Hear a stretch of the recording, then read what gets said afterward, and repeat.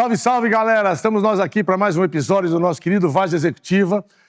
Hoje, eu sei que eu falo isso em todo episódio pra gente é especial. Isso aqui é um filho que eu e o Salgueiro estamos criando. Mas dessa vez, gente, ele é realmente especial. Vocês vão ver, se conseguir ficar com a gente 50 minutos, uma hora, vocês vão ver uma coisa absolutamente inédita. Um episódio que, no nosso modo de ver, é histórico de verdade, porque vocês nunca viram nada parecido com o que a gente está fazendo, pelo menos no nosso ambiente. Uma galera super legal. E eu não vou dar nenhum spoiler, porque essa parte da apresentação é do Salgueiro. Primeiro, quero saber se concorda ou estou exagerando? Não tá, não. Tô não? É, Wilson. Boa sorte, vamos para mais essa. Wilson, é um momento muito especial, até porque nós temos aqui, estamos iniciando, né, um programa com esse modelo plateia. Verdade. E não é uma plateia comum, é uma plateia muito diferenciada, né? Uma plateia só de nível intelectual elevado mesmo. Então, é um prazer, uma satisfação enorme iniciar esse modelo com vocês todos que estão aqui. Verdade. É uma plateia de executivos, de empreendedores, de conselheiros nas empresas. E a gente já começa pensando assim, pô, o conselheiro numa empresa, qual a importância do conselheiro numa empresa? Toda empresa deveria ter um conselheiro, né, que é um questionamento que a gente vai fazer durante o nosso episódio aqui. Então, eu te pergunto, você acha que esse programa vai ser legal? Gente, vocês terem uma ideia, eu nem dormi de noite, né? De tanta ansiedade para estar aqui. A gente não é profissional artista, a gente é profissional de trabalho e jogador de bola na Várzea. Então, esse momento para a gente é muito especial, graças a todos vocês. Então, eu queria começar aqui fazendo 3 agradecimentos especiais. Primeiro, para o pessoal do estúdio Agora Hub. Muito obrigado, galera, por todo o sacrifício de vocês essas últimas 2 semanas, especialmente nas últimas 48 horas. Tem uma rapaziada que está aqui com a gente que quase não dormiu. Então, a gente aprecia muito isso. Muito obrigado. Se não fosse vocês, nós não estaríamos aqui. Segundo agradecimento aos nossos convidados, para aqueles que estiverem nos ouvindo na plateia, na audiência, nós estamos divididos em 2 grupos. Nós temos aqui o que a gente chama de camarote, que são 8 privilegiados que estão sentando no camarote, e tem a numerada coberta, que fica do lado de lá, que a câmera em breve vai mostrar para vocês, e na numerada coberta é uma numerada coberta de verdade, não é igual aquela numerada coberta do Pacaembu, que antigamente você ficava metade se não chovia, outra metade não chovia. E o Pacaembu tinha uma outra peculiaridade que aqui não tem, que é a única numerada do mundo que não tinha número. Então, se você chegasse no Pacaembu, para quem foi lá nos velhos tempos, com o seu numerinho, e fosse chegar atrasado e tentar achar seu lugar, você era hostilizado. Porque tem que chegar cedo para chegar no lugar bom, mas era numerada. Isso era o Pacaembu de antigamente, que a gente tem tanta saudade. Aqui nós tomamos esse cuidado, então é uma numerada coberta que é coberta, e cada um ocupou seu espaço direitinho. Então, temos um avanço em cima disso. Então, esse agradecimento. E o último agradecimento que eu não posso deixar de fazer para o meu querido amigo Eduardo Luque, que está ocupando aqui. Ele estava tímido, não queria, mas pôs o manto sagrado. Falei, com o manto sagrado, você tem que sentar na principal cadeira. Se não fosse ele, nós não estaríamos aqui.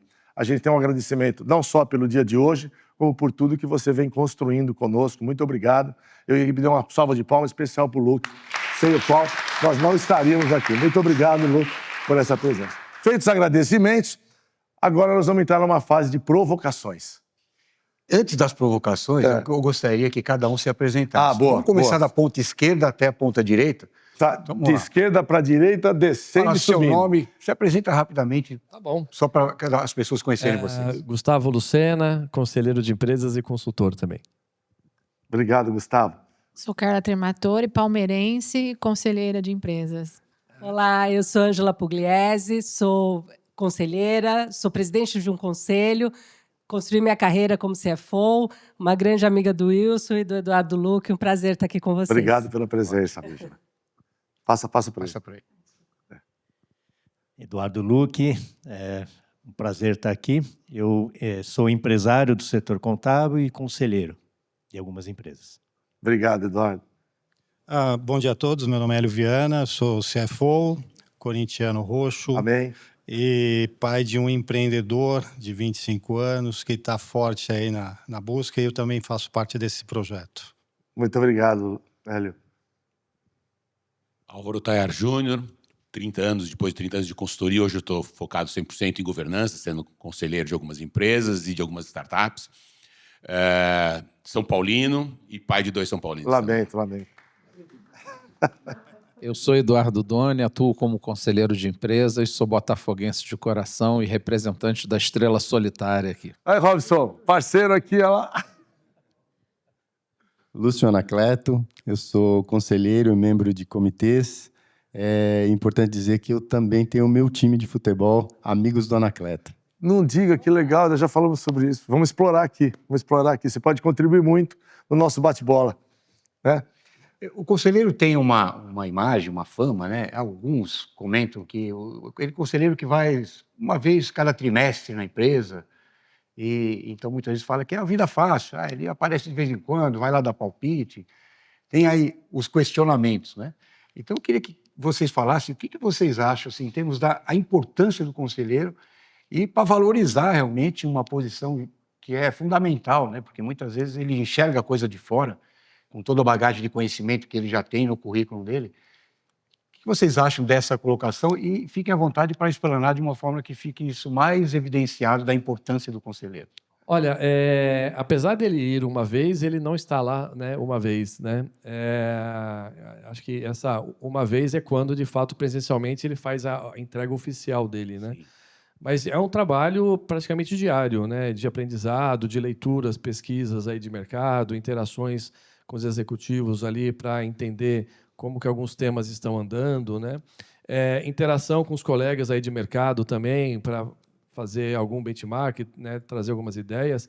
A contribuição é onde o conselheiro ele não tem aquela emoção do dia a dia, né? Aquela pressão do dia a dia que o executivo tem, e ele coloca a razão no processo, né? Então ele coloca muitas vezes a coragem no CEO ali, que às vezes ele está tímido, que ele de fato tem a ideia, mas não tem as aprovações, ou ele não quer acertar sozinho ou errar sozinho. E aí, quando você acaba distribuindo, né, as ideias, os problemas, vem outras opções, né? Vem outras oportunidades, vem outras formas de ver ali alguns dilemas. Então, só uma coisa que eu queria saber, além do que ele falou que foi muito importante, são a opinião das mulheres, porque existe certos preconceitos, né? Existe ainda uma tendência de empresas muito masculino, né? Masculinizada demais.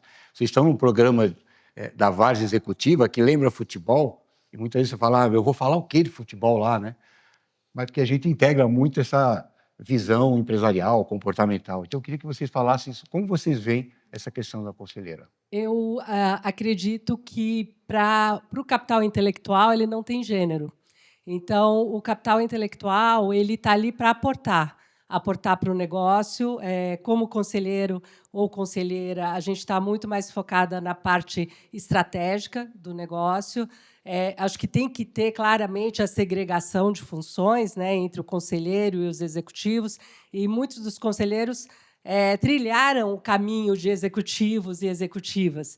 E muitas vezes é difícil, né, definir essa segregação. Então, acho que o conselheiro e a conselheira têm que estar muito focado em aportar valor do ponto de vista estratégico, relacional, enfim, e longevidade da empresa. E, para isso, não tem gênero. Sim. Então, essa é a minha posição. Perfeito. Obrigada. Só que ainda é, sim, muito difícil para as mulheres. Né? Se você pega as estatísticas, e eu acho que você está acima das estatísticas, principalmente quando a gente fala de presidente de conselhos, né? São muito poucas as mulheres que são presidentes de conselho e muito poucas as mulheres que ainda participam de conselhos, né? Os percentuais crescem, mas eles crescem de uma forma muito devagar. E eu acho que isso é porque falta nas empresas o dar a oportunidade. Porque muitas vezes você ouve o discurso, não, mas não tem mulheres qualificadas. Não, mas você nem procurou. Tem um monte de mulher qualificada. A gente tem diversos grupos de mulheres que são qualificadas para participar dos processos seletivos para entradas em conselhos, né? E eu acho que ainda as empresas não veem isso, né? Então, assim, pode ser que no final de um processo seletivo você selecione só homens, mas deixe que as mulheres participem também. Então, eu acho que assim, falta ainda a gente fomentar a base. Mas a gente vem crescendo. Wilson, você acha que isso que ela falou, você acha que é porque ainda existe uma tendência de as pessoas acharem que a mulher é muito frágil, sensível, emocional e o mundo racional predomina, então ela vai levar a coisa para um lado muito leve, muito fragilizado. Vocês acham que tem isso? Eu acho que muito pelo contrário. Na verdade, eu acho assim, eu venho de empresas de auditoria, que demorou muito. A gente sempre teve uma base de entrada de muitas mulheres e o topo da pirâmide de poucas mulheres. Porque, ao longo da carreira, as nossas dificuldades são maiores, porque a gente tem filhos, porque a gente cuida da casa, a Dois gente cuida do trabalhos, né? marido, né? Então, eu acho que tem essa visão ainda de que a mulher não vai dar conta.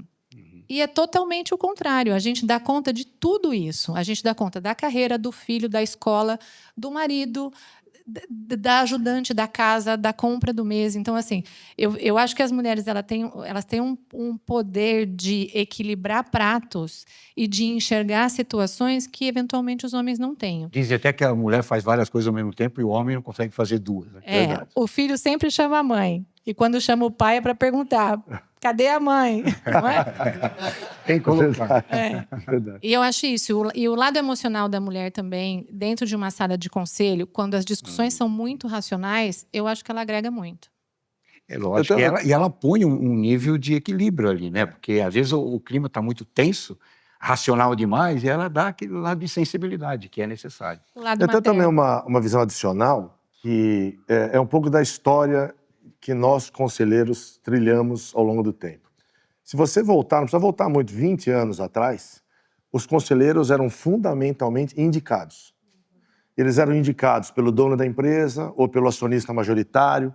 Hoje o mundo está evoluindo, a gente encontra hunters que estão especializados em contratar conselheiro. Então, o que você está falando, e você também, a meritocracia aí começa a jogar um jogo um pouco mais forte. Mas até então, você pegar ainda hoje, eu até divido as empresas em diferentes categorias. Você tem aquela empresa que é o True Corporation, que a gente fala, que é capital aberto, bem pulverizado, e que quem elege o conselho são os acionistas, através de assembleias. Então, você pode votar nominalmente, dependendo do modelo que você escolhe, pode votar numa chapa. Então, isso já é um ambiente um pouco mais democrático, onde talvez a meritocracia e as mulheres podem ter uma presença mais forte. Agora, você vai para o outro extremo, que é aquela empresa de um dono que resolveu criar um conselho, porque alguém falou para ele que era importante, então ele bota lá no conselho o filho, o primo, a tia e a avó. Entendeu? Aí a meritocracia realmente está no fim deles. Então, entre esse extremo, isso é uma análise que eu sempre gosto de fazer, eu chamo de análise dos extremos, né? Você tem um lado e o outro, e nós estamos apropriados aqui no meio, de alguma forma. Acho que o mercado está evoluindo bastante, com essa meritocracia fazendo mais parte que você falou, toma um corpo muito mais forte, então aí sim você começa a avaliar por mérito, mas enquanto a gente ainda tiver membros de conselho que são indicados, são homens indicando homens. E aí diminui o que você falou. Ninguém nem sequer olha o ambiente feminino, porque não, eu não conheço nenhuma, não tenho intimidade, não vai defender o meu interesse. Então, bom, não sei se vocês concordam, mas isso é um pouco do histórico que nos trouxe até aqui, mas que eu vejo como uma tendência positiva. A tendência é de melhorar e não de regredir. Se eu puder fazer um último Por favor. comentário, geralmente tem indicação de mulheres também, mas eles querem mulheres com experiência. Poxa, se a gente chegou agora, como que eu vou ter experiência? Então, eu acho que tem que ter essa abertura também para convidar para a mesa e permitir que ela tenha uma primeira experiência, para que na próxima indicação ela seja, de fato, uma conselheira experiente. Sem dúvida.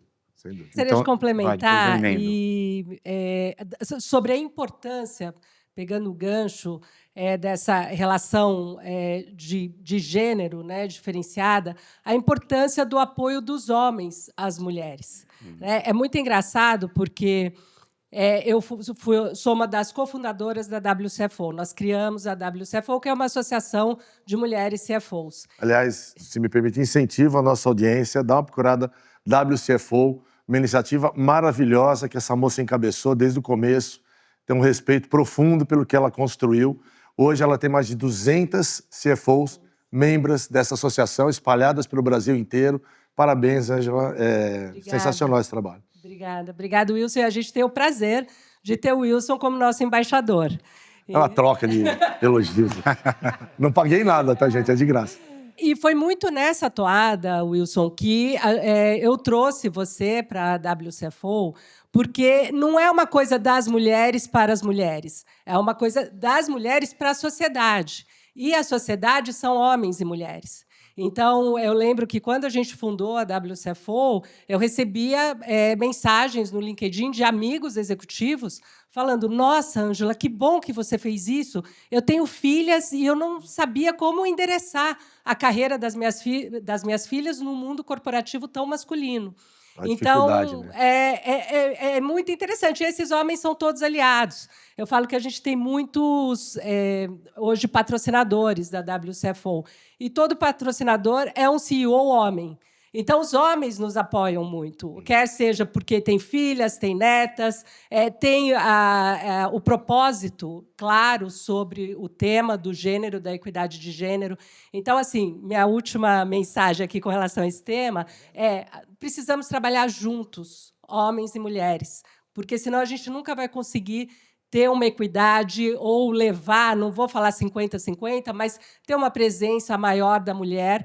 E certamente, uma presença maior da mulher vai ser um grande benefício para toda a sociedade. Não é para aquela empresa, para aquela mulher, para aqueles executivos que estão ali, mas para toda a sociedade, pensando na sociedade como um todo. Não, perfeito. Obrigada.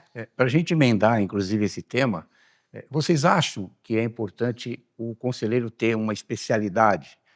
Ele tem que ser mais estratégico, ele tem que ter a mente voltada para a tecnologia, tem que atuar no RH.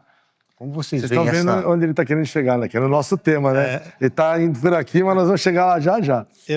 Eu gostaria de contribuir. Eu acho que, como toda empresa que tem os seus ciclos, eu acho que o conselho também tem que ser formado por ciclos. Perfeito. E cada formação vai atender às necessidades daquele momento. Então, em alguns momentos, de fato, você vai precisar ter o especialista. Em alguns momentos, você vai precisar ter o cara que mitiga riscos. Em alguns momentos, você vai precisar ter o visionário. Você vai precisar ter uma diversidade de pensamentos e, às vezes, até trazer um cara que não entenda do teu negócio para trazer opiniões de fora, tirar alguns vícios. Então, eu acho que o conselho hoje, um conselheiro, ele é um profissional que tem desafios muito grandes, principalmente porque a gente está vivendo uma época que está muito dinâmica. As empresas estão mudando muito rápido. A concorrência aparece de lugar que a gente nem imagina. Então, eu penso que é muito desafiador, mas esses ciclos são importantes. Sim. Brilhante. Gustavo, quer falar? Complementando esse ponto também, que você estava falando, o teu gancho, quando você falou de meritocracia. Óbvio que ter mérito para poder estar lá é importante, mas não é suficiente.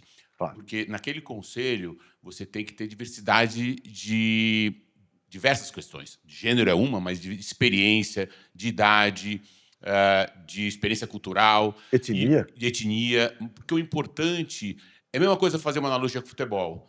Tipo, ninguém vai questionar se o Ronaldo foi um grande jogador ou o Pelé foi um grande jogador. Agora, nenhum time funcionaria com 11 Pelés iguais ou 11 Ronaldos. Você precisa ter as experiências diferentes. Então, aí sim, cada um com alguma especialidade. Tem que ter um birubiru no time. Tem que ter também um birubiru, tem que ter um Valdir Pérez. Então, na verdade, você tem que ter, sim, as especialidades contribuindo, mas todo mundo, obviamente, com uma visão de cima, de helicóptero, que você possa ver o macro, né? E que, por isso, cada vez mais hoje, o objetivo é você analisar as competências que o conselho precisa. E, obviamente, que os hunters estão trazendo isso de uma forma um pouco mais formal, mas mesmo quando dentro Chamado de casa... soft skills. Não adianta você procurar mais 6 pessoas iguais a você, que é o que fazia antes. O cara que criou a empresa, ele pega, mesmo que seja um familiar, ele pega 6 amigos que tiveram a mesma formação, pensam igual, podem ser muito competentes, mas não vão funcionar, jogam todos na mesma posição. Você tem que ter exatamente pessoas com experiências, competências, e não necessariamente só da mesma indústria, porque cada vez mais o varejo precisa de alguém lá que conheça o mercado financeiro, porque ele faz um cartão white label, ele tem um seguro, ele tem que conhecer de outras áreas para agregar valor em cada um na sua posição, mas com uma visão macro que entenda o que o outro também está falando, porque, no final, é uma posição colegiada que vai prevalecer para cada decisão. Excelente complemento. Ele falou muito bem a importância do complemento. Eu vou até fazer uma colocação, de repente você vai emendar essa questão. Ele falou do complemento que, ao nosso ver, é importante. A vida ela se forma nas adversidades, se complementam, homem e mulher, né? E vocês acham que, em algumas situações, isso não é levado em consideração, aí se considera como se fosse uma invasão, está entrando na minha área. Está chegando lá. Mas espera que ele tem um complemento. Olha, eu acho que tem que entrar mesmo, né? Acho que o conselheiro que ele está lá só para dizer sim, ou ficar omisso, ou quieto, ele não contribui. E eu concordo, né, com o que eles estão aqui comentando sobre a diversidade de uma forma geral, né? De fato, antigamente nós víamos conselheiros sendo convidados com o perfil de serem ex-diretores da própria empresa, Isso. que se aposentaram, e aí o controlador, né, o membro da família, até como gratificação, Prêmio de consolação. senta aqui comigo e veja que ele ficou 30 anos sendo formatado para pensar daquela forma, agir naquela cultura, e como que ele vai transformar, né? Então, essa questão da diversidade, sim, então é uma diversidade de pensamento de fato. E aí estamos falando de etnia, estamos falando, né, sobre gênero, mas também muito mais importante também, não só importante, mas um dos componentes, é avaliar a história desse profissional, né? Pode ser que tenha um homem e uma mulher competindo, mas os dois nasceram na mesma cidade, os dois fizeram Harvard juntos, né? Têm a mesma formatação. Teoricamente, eles vão pensar quase iguais, né? Mas se eu trago uma pessoa do terceiro setor, se eu pego uma pessoa do interior, uma pessoa que vem de um outro país, olha quanta experiência diversa, né? Também além da etnia, além do gênero, né? Então, tem que se pensar num aspecto muito amplo mesmo. Perfeito. Bom, Elito, você deu uma entrada muito boa que... Já então vamos entrar no nosso tema, né? Que a gente... E para a audiência que está nos acompanhando, uma dos motivos que nos provocou esse tema é porque ele está super na moda. Se você for diminuir... O que a gente está procurando trazer aqui para vocês? Uma linha divisória entre as responsabilidades de conselheiro e as responsabilidades do corpo executivo. Se você for traduzir no modelo um pouco maior, você pode falar, se isso não for respeitado, nós estamos falando aqui de uma invasão de competência. Alguém está invadindo tanto de baixo para cima como de cima para baixo. E por que isso está na moda? A gente acompanha muito isso acontecendo hoje na nossa esfera governamental, na esfera... E não é tema aqui, nós não vamos tocar nesse aspecto. Fiquem tranquilos, não vamos falar sobre isso, porque aí acalora demais as discussões. Mas está na moda. E está na moda porque recentemente, para quem acompanhou a imprensa, tivemos 2 episódios com os 2 clubes do Brasil com maior torcida, que é o Corinthians e o Flamengo, que mostraram clara interferência do corpo gerencial na equipe de trabalho, por incrível que pareça. Então, o Flamengo, para quem não acompanhou isso, 2 notificações de zap que vazaram de 2 diretores a respeito de 2 jogadores, que os diretores, na minha opinião, ou imaturos, ou incompetentes, ou se com uma dessas 2 irresponsáveis, dilapidaram o patrimônio do Flamengo em alguns milhões de euros. Porque são jogadores que estavam ali, um estava no departamento médico, outro tinha uma disciplina, tornaram isso público de uma maneira absolutamente irresponsável. Clara invasão de competência, porque eles deveriam estar preservando essa competência, ao invés de atacar. E o Corinthians, então, meu querido Corinthians, que eu tenho vergonha de falar sobre a gestão do Corinthians hoje. Todos nós aqui acompanhamos a empresa, é desnecessário dizer o quanto isso afeta os trabalhadores, que no final são os jogadores, a equipe técnica. Você imagina trabalhar numa empresa que você olha para cima e não vê o comando. Eu não sei quem manda. Hoje manda o Zezinho, amanhã manda o Manezinho, aí veio o Joaquim, tomou o lugar do Zezinho e do Manezinho. Então, ninguém sabe para onde vai. É óbvio que afeta a performance do time lá na ponta. Não estou aqui me justificando, pelo amor de Deus. O time está mal porque está mal, mas tem um efeito disso. Quando você traz isso para o mundo corporativo, que é o nosso foco aqui, fica essa pergunta. Um conselheiro que tem uma competência, vamos supor, de tecnologia. Eu já vivi situações, eu estava até comentando com eles aqui, o legal é você trazer situações de verdade. E tecnologia foi, em especial, uma situação verdadeira. Onde um diretor de tecnologia realmente muito competente na área de tecnologia, o conselheiro fez da vida do diretor de tecnologia um inferno. E de 2 maneiras. Quando a gente faz essa atravessada, quando a gente invade essa competência como conselheiro, a gente não só faz do diretor executivo, pode ser de qualquer área, um inferno, como a gente desrespeita o CEO. Porque o CEO, ou o cara que está ali comandando, pode ter ideias diferentes das minhas para aquela área especial. Então, dentro do que você falou assim, não, eu acho que está lá, o cara não tem que ficar sentado passivo, ele tem que atuar. Mas acho que ele tem que atuar dentro de uma linha de governança adequada. Então, eu estou vendo o Eduardo quietinho concordando e queria ouvir um pouquinho a tua opinião sobre esse assunto. Aliás, eles têm que se pronunciar porque o nosso time É. tá O cara tá com um o monte manto de sagrado, crise não pode ficar política, quieto. crise política, crise em todas as áreas, né? Pois é. E fazendo a comparação com o mundo corporativo, Aqui é corintiano também. É dois. o que vocês pontuariam? Infelizmente, o Corinthians não tem sido uma boa referência Não. em termos de governança. É. Né? No livro, ele vai lá no fim do sim. livro. Bem, acho que você colocou uma palavra que é chave, Wilson. É a questão de governança mesmo, né? A hora que a gente entende a importância da governança, a governança é aquele desenho em que você vai ter certeza que as engrenagens elas vão atuar e vão rodar de forma em que o objetivo final, que é a estratégia, metas, gestão de riscos, isso tudo, de uma certa forma, vai ser encabeçado e executado de uma forma correta. Então, o papel do conselho, dos órgãos de governança que apoiam o conselho, os comitês, são papéis não executivos, como a gente fala, né? Então, você pode ter um membro conselheiro, um membro externo, mas em nenhum momento esse membro conselheiro ele pode se espelhar enquanto um membro executivo, né? Então, acho que é essencial. A gente comentou um pouco das reuniões de conselho, elas acontecem dentro de um campeonato, né? Por contos corridos, o conselheiro ele tem certeza que ele vai ter que ter um acompanhamento de diversas partidas. As reuniões, elas eventualmente são os clássicos, né? Em que você, de fato, entra em campo para poder apoiar, mas é a questão do acompanhamento, é o oversight, é a crítica, é você poder absorver aquilo que vem sendo feito diante das apresentações que são feitas pela administração, poder se posicionar, orientar, mas em um momento o aconselhamento ele é algo complementar às decisões que são tomadas no dia a dia, né? E você, quando eu acho que a gente coloca aqui que você tem que intervir, eu acho que é mais no sentido de você ter um posicionamento forte, crítico, questionar, mas em nenhum momento achar que é a sua decisão que vai ter que prevalecer, né? Então acho que é mais nesse sentido. Bem legal. Eu queria que você passasse para o nosso botafoguense ali, para ele falar um pouco, Tá do seu lado, fazendo essa analogia, né, do mundo corporativo, do conselheiro, e fazendo analogia com o teu time. E mais, se me permite, você teve alguma experiência de fato que você viveu dessa questão de invasão de competência? É isso, a gente vê sempre nas Sempre, né, empresas, então. né? É frequente. Poderá escolher, né? Eu até gosto de falar que a governança é o sistema de freios e contrapesos dentro da organização. Então, quer dizer o quê? Legal. A governança é um modelo ideal, mas na prática ela é vivenciada por seres humanos. Isso quer dizer que o pessoal cruza a linha com frequência.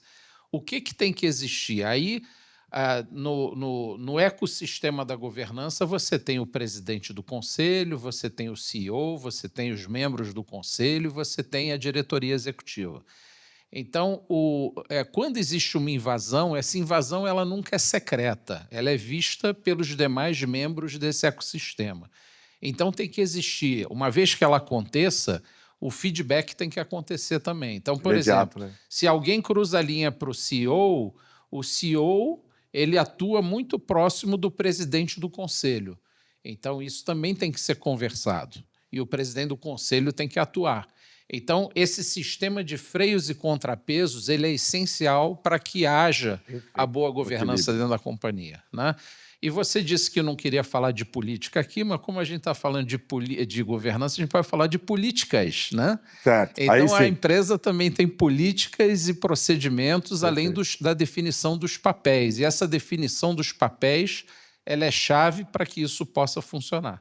Então, basicamente, eu queria comentar isso. Bem legal. Passa para o corintiano lá, porque aproveitando... já está com o microfone. Aproveitando essa mensagem, eu queria puxar um pouco para a minha área especificamente, que é a psicologia comportamental, né? E você analisasse a gestão corintiana dentro dessa coisa do comportamento, né? Os egos. E fazendo associação de que você tem Sendo experiência no corintiano é mundo difícil pra corporativo. gente. Eu devo falar com a razão ou com o coração? Com os dois. Brilhante pergunta. Usa os dois. Pode usar os dois e você Eu nomeia. posso começar pela razão, mas o coração né? vai acabar ultrapassando. Então falo pelo coração primeiro e depois o racional Isso, põe em vai, equilíbrio. Vai. Isso. Sabe que sou sócio de um clube também há mais ou menos 15 Não anos. é o Corinthians, né? Não é o Corinthians. Eu sou sócio remido. Hã? Nasci lá, comecei jogando lá. CL, O CL. Corinthians fica um pouco longe para mim, então eu prefiro só ir no Museu Sagrado assistir os clássicos, né? Assistir os jogos do Corinthians.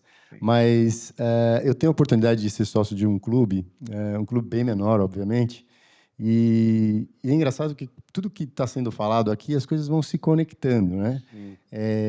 E da mesma forma que o Corinthians sofre lá, no nosso clube também a gente tem as dificuldades, e é fato, né? Todo clube, a gente sempre vê isso quando a gente estuda a governança, né?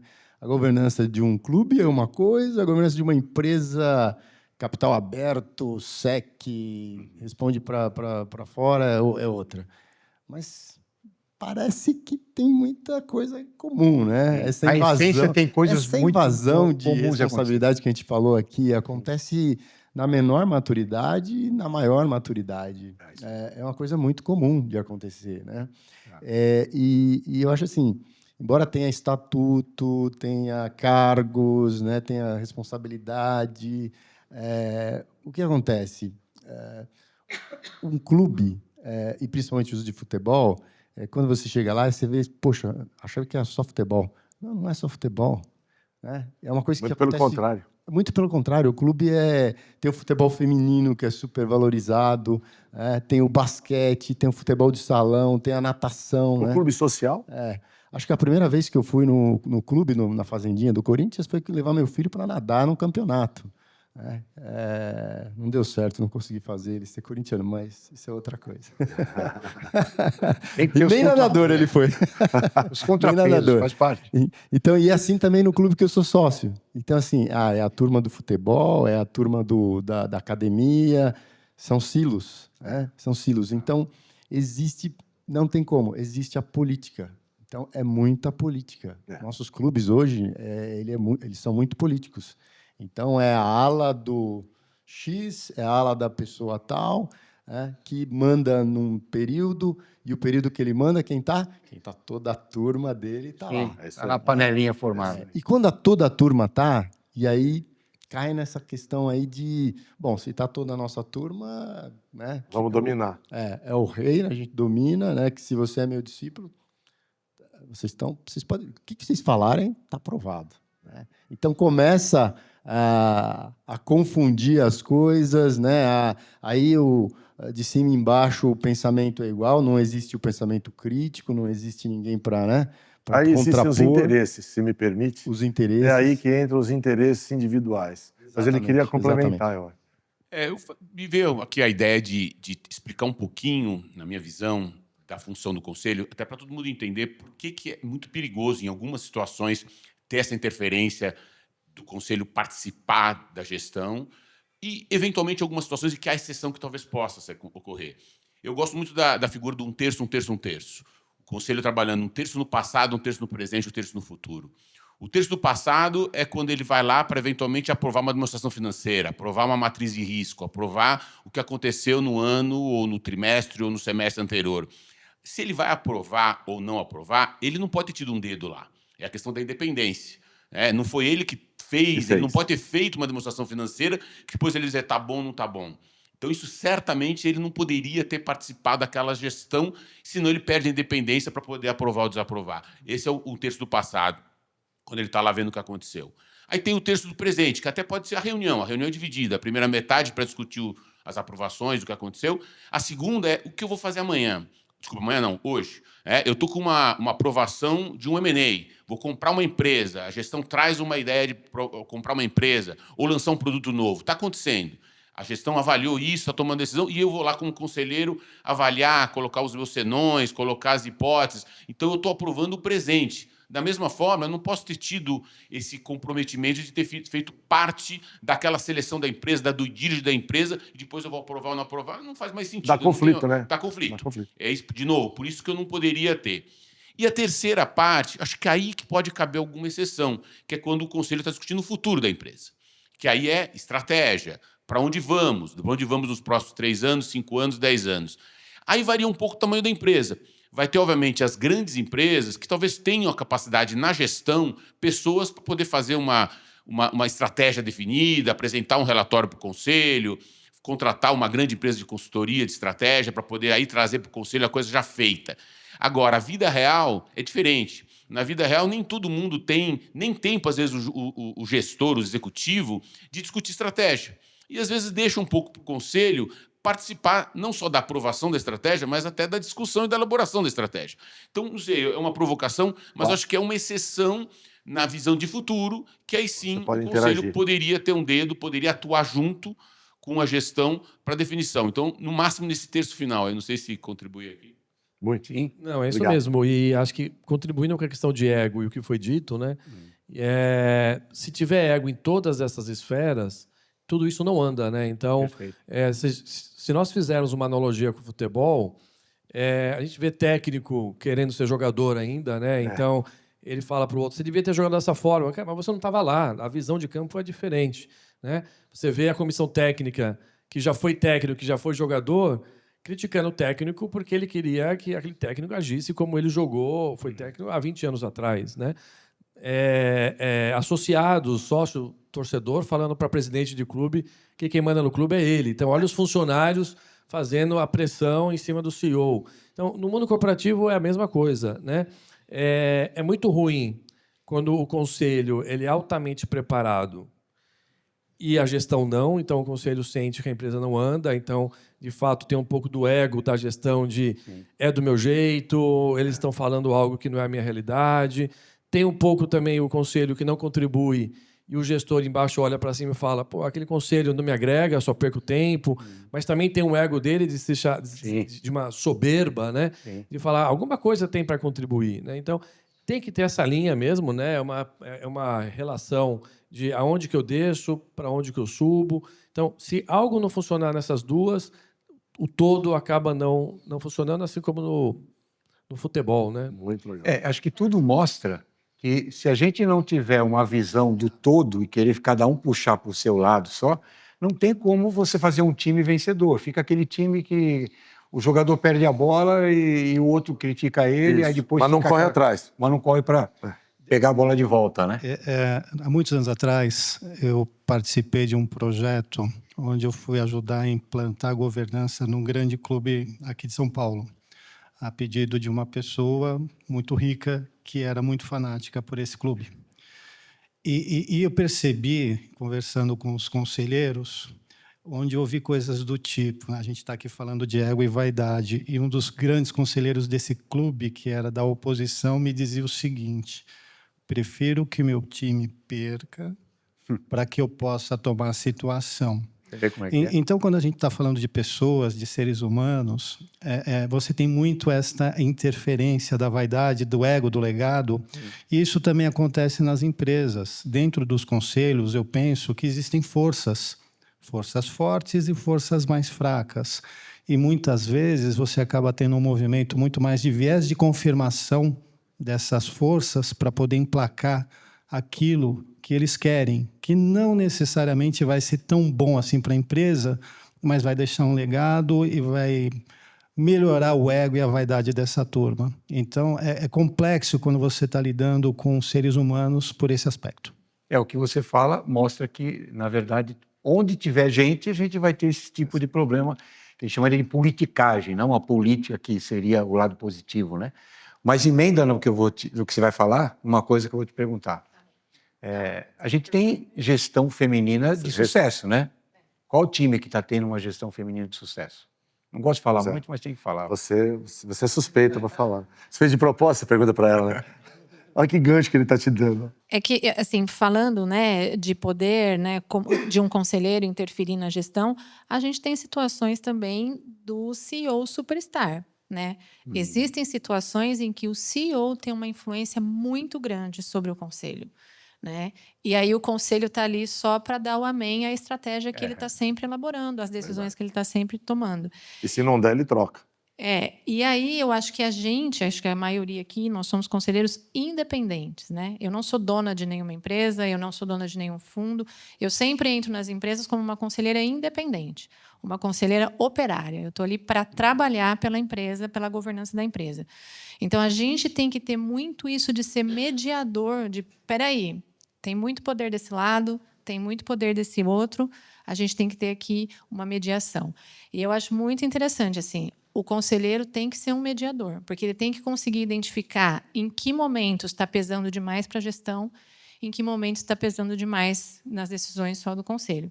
Porque os conselhos são formados por donos, são formados por acionistas majoritários, grupos de controle, acionistas de referência. Então, assim, eu acho que o conselheiro independente ele tem um papel fundamental nessa mediação e nessa identificação, né? Vamos tomar a decisão aqui pensando no futuro da empresa, né? Na geração de valor futura da empresa. Deixa o ego de lado, deixa o poder de lado, né? Aqui a gente está tomando uma decisão como gestão. E a gestão feminina, então? A nossa querida Leila, né? A nossa querida Leila. Ela não é muito querida minha, não, já te falo. Eu tenho nenhum carinho por ela. Todos os times de futebol. Todos querem ter uma Leila, né? E eu acho que é um exemplo clássico, não? É um exemplo clássico justamente da segregação. Né? E de uma experiência em vida corporativa também. Isso agrega muito. Então, fazer essas trocas é muito salutar, pegando o gancho da diversidade. Né? Então, você traz uma diversidade de carreira para fazer a gestão de um time. E isso é muito legal também. Eu queria aqui ressaltar 2 pontos críticos com relação a essa falta de segregação nas funções conselho e C-level. O primeiro deles é o tema do interesse pessoal. Então, quando a gente não tem segregação, o interesse pessoal vai acontecer e, muitas vezes, não vai ser percebido. A gente tem casos clássicos recentes de escândalos, fraudes, que a gente vê isso. Prometo que eu não vou falar o nome aqui. Nós sabemos, todos sabemos. E, inclusive, casos recentes agora também, né? Enfim. Pois é, tem gente na cadeia. Pois é. E tivemos o outro também, de capital aberto, né? Que o acionista, especialmente o minoritário, e, às vezes, o majoritário também, se ele não está ali embrenhado na gestão, ele vai sofrer também. E pior, cheio das governanças. Isso que me dói como um agente de governança, empresas cheias de governança, com todos os comitês, todos os conselhos, etc., se deixaram cair em armadilhas curiosas. Exato, né? A gente não sabe o que está por trás, Ninguém né? sabe. Muitos interesses. Eu sei o que está por trás, seres humanos. Seres humanos. Sempre. E o outro tema é o risco daquele conselheiro ou conselheira que não sabe estabelecer o seu limite próprio, ele cair numa armadilha, que é o delegar para cima. Então, assim, o caso de TI. O cara mandou eu fazer. Eu fiz porque o cara mandou. Dá bengala para ele. Entendeu? Eu só fiz o que ele mandou. Então, assim, aí o executivo ele fica numa posição confortável e delega a responsabilidade para cima. Então, essa é uma outra armadilha para a empresa. E a gente tem que ficar muito atento a isso. Vou fazer uma provocação para todo mundo. Antes da provocação, vocês vão pensando. Só queria dar uma conclusão para esse desfecho aqui, que eu acho que cabe tanto no futebol como cabe no mundo corporativo. Tudo que eu ouvi aqui, tudo que a gente vive no futebol, me ensinou uma coisa. Toda vez que o individual passa na frente do coletivo, você tem um problema. Isso é perfeito. Toda vez que o individual tenta se sobressair, num time de futebol é assim, num conselho é assim, mesmo que você seja o presidente do conselho. Você não precisa usar o seu crachá para fazer uma autoridade. Se apresenta um argumento que convença a todos, é muito mais bonito do que você dar uma crachazada na galera que você todo mundo descontente. Então, na minha experiência, eu resumiria, até invasões de competência, que a gente fala muito aqui, toda vez que o individual passar na frente do coletivo, no futebol, no mundo corporativo, nós temos um problema. Não, perfeito. Não sei se era isso que você ia complementar, mas... Não, eu vou fazer uma provocação para todo mundo, pensar, e eu queria que a plateia, que ninguém da plateia que está nos vendo aqui, perguntou nada, mas vai pensando nessa provocação, né? Verdade, daqui a pouco nós vamos aí, hein, pessoal? Queria que vocês associassem algo que vocês veem assim, que acontece no futebol e que acontece na empresa. Cada um vai falar o que vem na cabeça, a primeira coisa que vem na cabeça. A gente costuma até usar algumas metáforas no futebol, né? Você vai ficar para escanteio, né? Todo mundo entende, até quem não entende futebol sabe o que significa essa metáfora aí, né? Você está na marca do pênalti. Está na marca do pênalti. Então, eu queria que vocês associassem alguma coisa ligada ao que acontece dentro da empresa e o que acontece no futebol. Cada um vai falar, tá? Então, cada um vai pensando aí, inclusive, Eu vou queria falar que da uma- plateia também falasse. Eu vou falar uma que é mais simples, né? A lentidão na tomada de decisão. O jogador não está jogando, não está performando, tem Perfeito. reserva bom, né? Não sei se patrocinador que não quer deixar ele entrar, não sei se é politicagem que não quer deixar ele entrar, e não faz a sucessão, né? Então, a lentidão na tomada de decisão tem estragado empresas e tem estragado Perfeito que você times falou. de... Vou até te colocar mais uma situação. O que vocês acham, por exemplo, a lentidão, ela é diferente no futebol para tomar de decisão? É diferente do futebol do mundo corporativo? Por exemplo, o tempo de fazer essa tomada de decisão é diferente? O tempo, sim, é diferente. O futebol tem que ser mais ágil. Muito né? A empresa ainda tem chances de recorrer. Perfeito. Né? Então, sim, é mais ágil. Legal. Acho que tem aquela máxima, né? Faz porque eu estou mandando.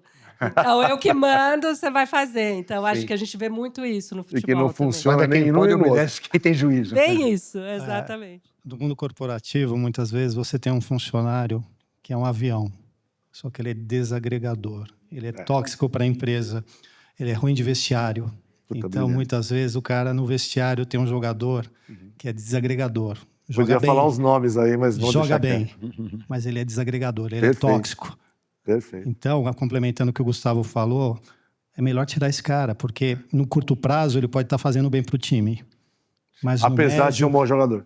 no médio e longo prazo ele vai fazer mal. Isso acontece Perfeito. nas empresas. Perfeito. O que veio na minha cabeça foi, acho que foi comentado no início, né? O conselheiro vai lá, faz uma reunião por mês, não uma reunião por semana. É a mesma coisa do futebol, né? É o jogo. O que tem por trás? Tem o treinamento tático, técnico, tem as conversas. E a gente tem o quê? A gente tem que estudar, a gente tem que estar conectado, a gente tem que conversar. Então, o conselheiro que não se prepara também para o jogo é a mesma coisa. Tem um treinamento, né? Tem conhecimento, tem network, tem uma série de coisas que tem que ser feito para chegar bem no jogo, para chegar bem na reunião. Bem legal. Para mim é o estrelismo, sapato alto, ego e jogar para a torcida. Não dá para aceitar. Né? É o Ele individualismo. tem estrela né? na cabeça, né? Por que será que ele já falou estrelismo? Mas a Tá no inconsciente. estrela que eu tenho na cabeça é boa. Você vê a formação das linhas também num jogo, né? O time quando defende, ataque, as empresas também, né? As empresas até se estruturam com a... Na auditoria você tem até as linhas, né? Chamamos até as linhas de defesa, mas... E tem que funcionar, né? A hora que você está defendendo, atacando, a coisa tem que estar funcionando. Sempre como um grupo, né? Você sabe que é interessante? Exatamente. Para todos os comentários, sempre falo isso, né? O individualismo, toda vez que ele aparece errado. Eu acho que a desconexão da estratégia é a execução.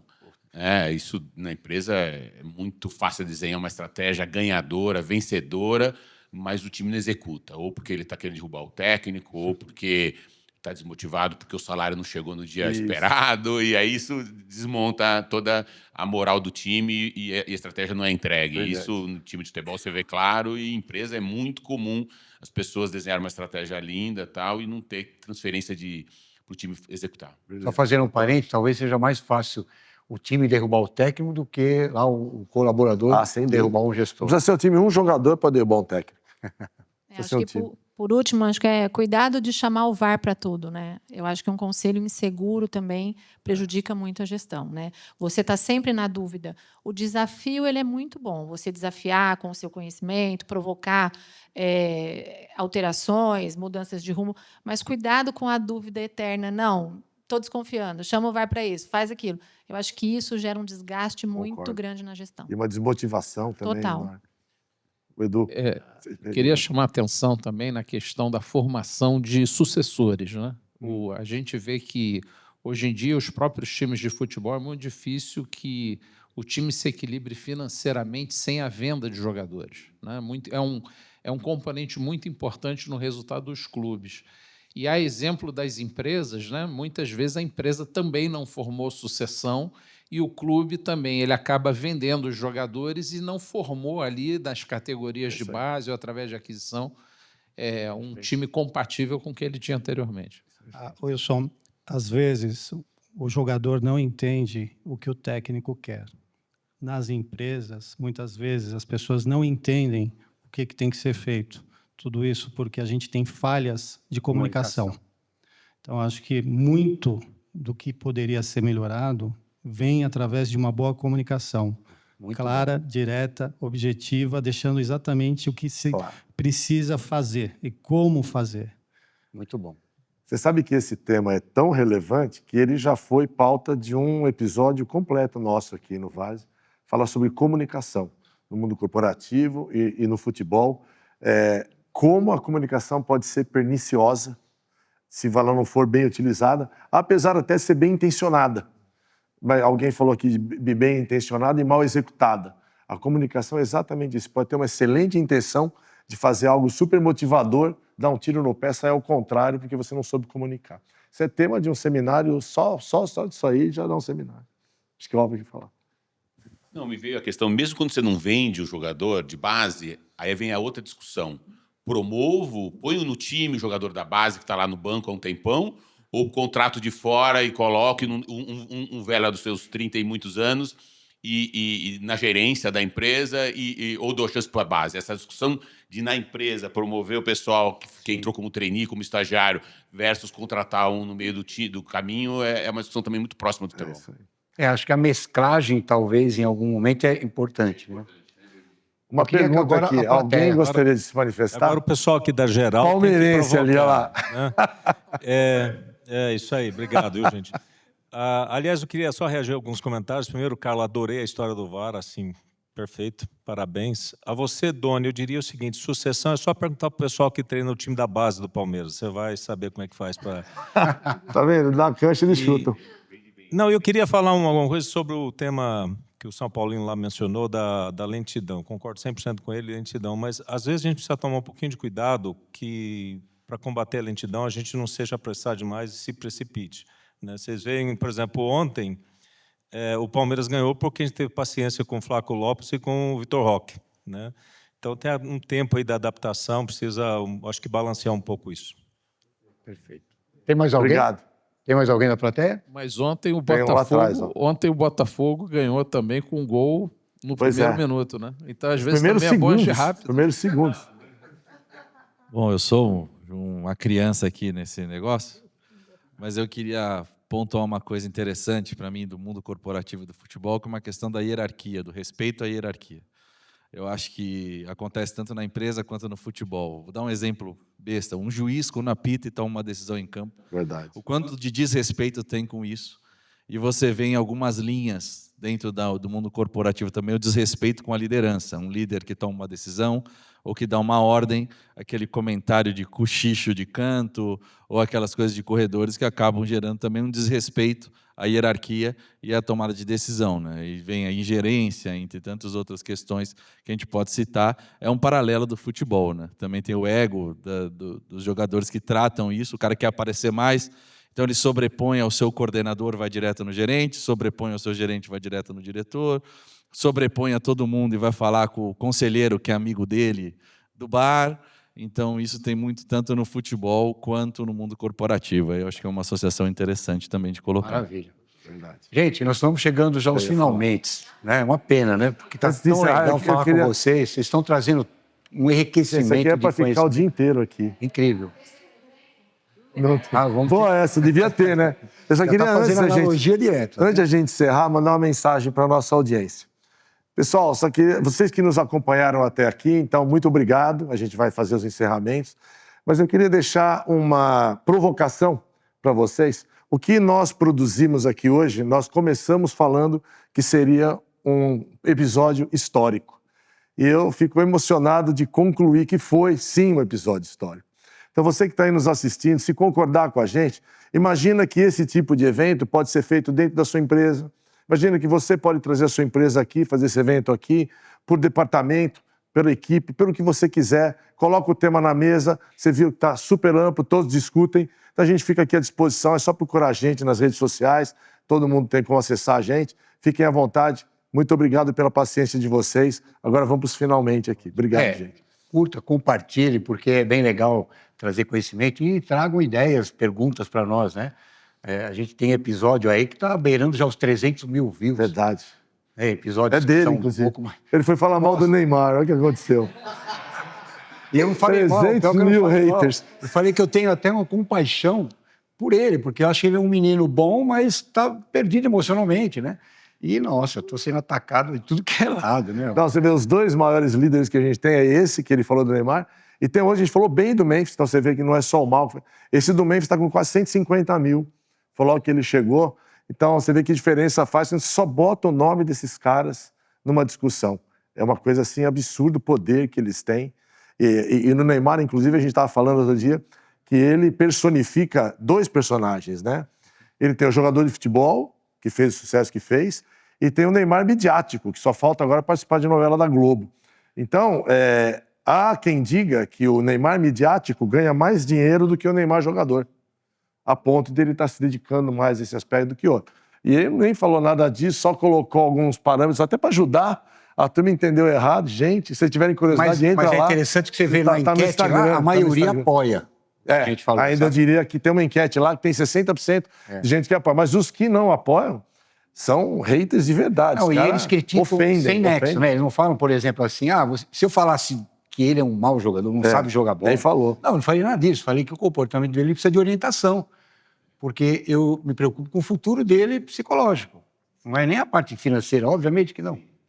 Mas, enfim, nós temos que finalizar.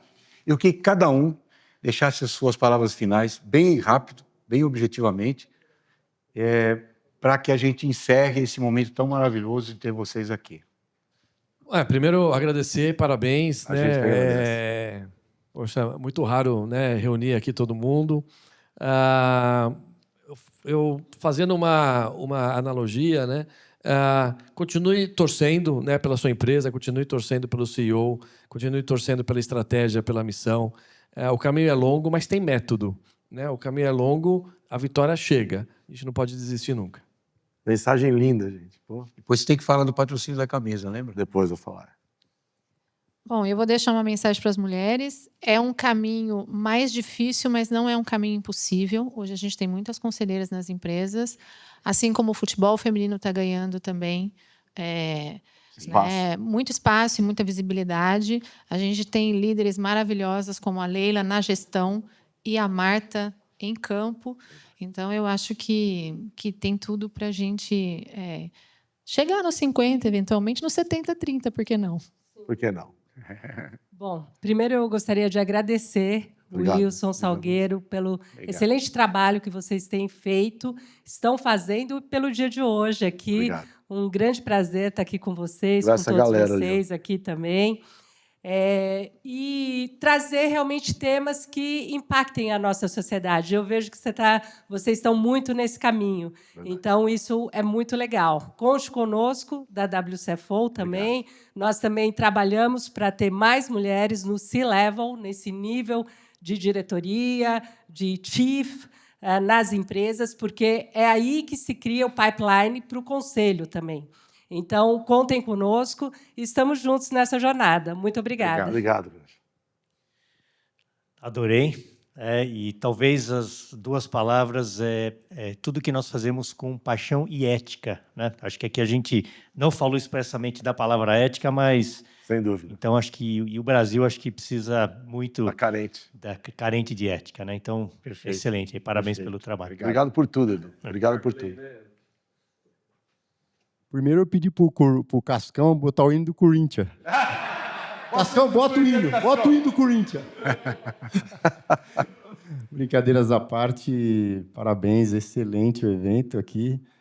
Estou muito feliz de participar com essas feras aqui. Muito obrigado. Eu tenho só 1 ano e meio de conselheiro, mas estou muito contente. As empresas que eu atuo são maravilhosas e eu acho que é uma carreira bem bacana.